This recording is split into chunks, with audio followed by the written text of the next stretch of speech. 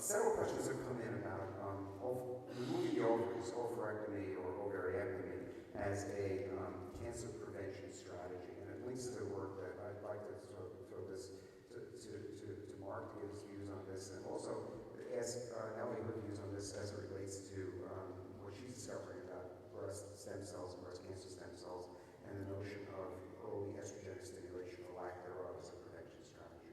Marc, do you want to talk about prophylactic ovariectomy? Sure. There are certainly things that can prevent breast cancer that just aren't things that people necessarily want to do.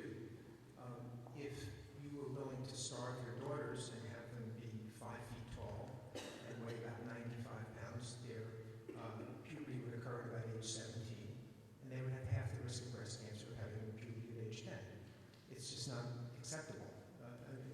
It's been known for decades that the length of menstrual life in a woman directly correlates with her risk of breast cancer, so that a woman who has menopause at age 52, which is the median age in the United States for menopause, if you give her an average risk, let's call it 1, and you compare her to a woman whose ovaries quit at age 42, which also happens if you're about 4'11" and weigh about 95 pounds, the woman whose periods stopped at age 42 has about half the risk of breast cancer.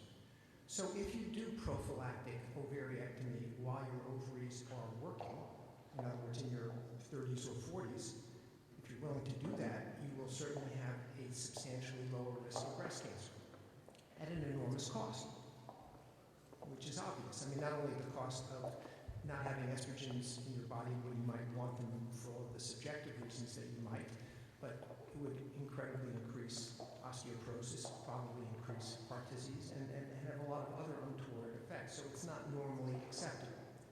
I want to make sure I'm being completely clear that I'm talking about ovarian failure or removing the ovaries to prevent breast cancer. That's entirely different from women who have a genetic predisposition for breast cancer, the BRCA1 or 2 genes, who also have a risk of ovarian cancer. And there you're taking out the ovaries for a very different reason, fundamentally because you don't want them to turn into an ovarian cancer. The problem